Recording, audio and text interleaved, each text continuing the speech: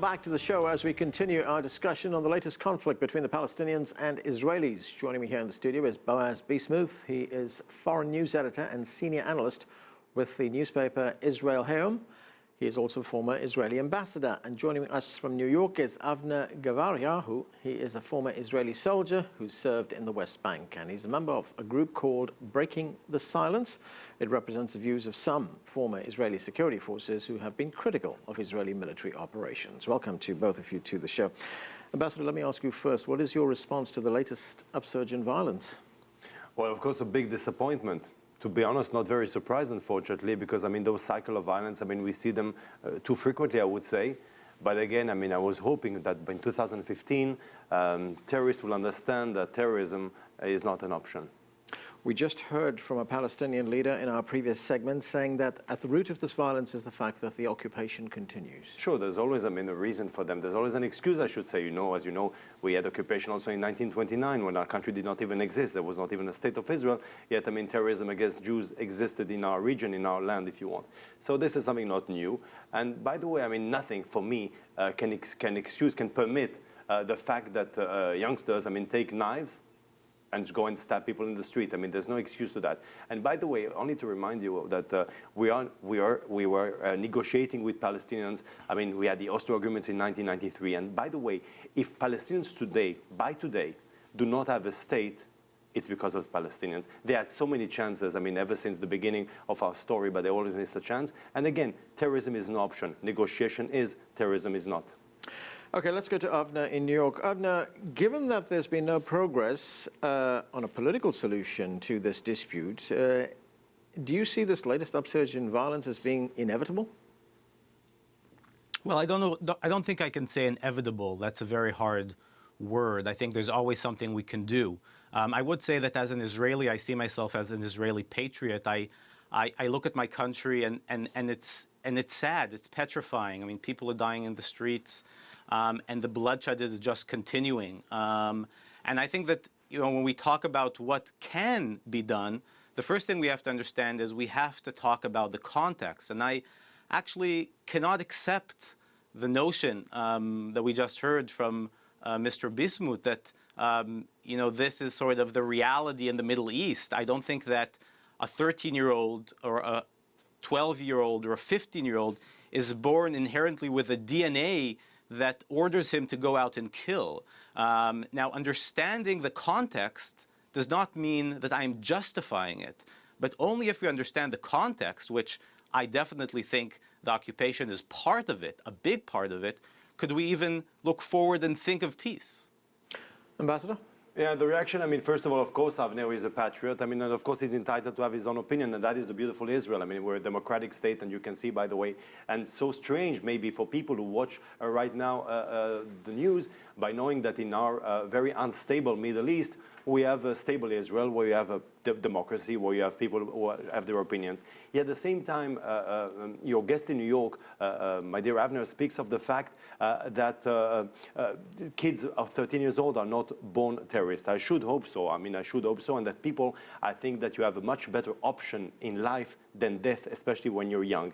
Yet at the same time, he can't detach Israel from the region by itself. And what you see, and I think is in New York, you've got televisions, newspapers, you can see what's happening in our Middle East right now. And unfortunately, all over the region, you see that in Syria, you can see that in Iraq, you can see that with Daesh, even in Libya, you can see that when you've got when you're a terrorist or you're surrounded by terrorism, you can start, unfortunately, very, very young. The very difference between Avner and I is that I believe, for me, a terrorist in my country and a terrorist in Iraq or Syria is exactly the same terrorism, and it's not occupation. It's not about 67. Unfortunately, it's about 1948, and I say it again, unfortunately.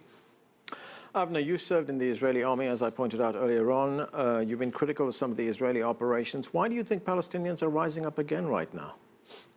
Well, it's difficult for me to represent Palestinians. I'm an Israeli.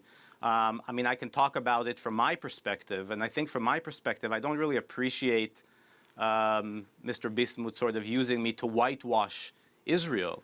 I think we as Israelis have to take responsibility, and I think we're definitely the side with power. But when Boaz talks about terrorists, is he referring to the group of Israeli Jewish mob that beat up to death an Eritrean by accident? Or is he referring to the terrorist that burned to death a teenager from East Jerusalem? Or is he referring to an entire family that was burned? I mean, I think there's definitely violence and hatred on both sides. I'm not ignoring that. But when I'm talking about my responsibility, and when I wake up in the mirror, I want to know that I'm doing a moral act. And I think just hearing the Israeli politicians, just yesterday, one of the Israeli parliament members basically said that the killing of the Eritrean in the Beersheba central bus station was collateral damage. I mean, we're not taking responsibility for our actions, and I think that we have definitely see Palestinian incitement, and we talk about it a lot, but let's talk about Israeli incitement. I mean, the newspaper that Mr. Bismuth writes for, is basically the line of the government, and this government has no idea where we're going. I mean, every member of the government is actually giving a different solution. So I think the real thing we have to focus on is, what do we as Israelis want? We as the one with power, we who have responsibility, what is the solution that we're offering? Because what I'm hearing as an Israeli citizen, and what I'm reading from different Israeli leading politicians, is that they have no idea where we're going. And that's even more petrifying, I think. Ambassador, a number of issues that Avner raises there. Firstly, crimes are being committed by both sides. Sure. Of course, I mean, and by the way, if you ask me the question, of course a terrorist, as someone who comes inside and burns a family, a Palestinian family, but the difference, he forgets one thing, by the way, also the person who murdered my prime minister is also a terrorist. And unfortunately, throughout my history, I did have terrorists. Yet you have also to see numbers. And this Avner knows better than I. The difference also, the reaction also of the street. When I have a terrorist in my country, which is Jewish, and by the way, I can count them with two hands. I didn't say one hand, with two hands ever since 1948. So of course, we shall condemn. That is obvious. As I say, I don't think that I will go and serve sweets. I don't go that I'll go and party. And he knows perfectly well that that is what is happening on the other side. Another thing that Avner should understand, he spoke about the fact that I write in a newspaper that represents the government line. I must admit that in my newspaper, we don't believe every morning that our government is wrong. On the contrary, we have also elections, as you know, in Israel. And how should I say?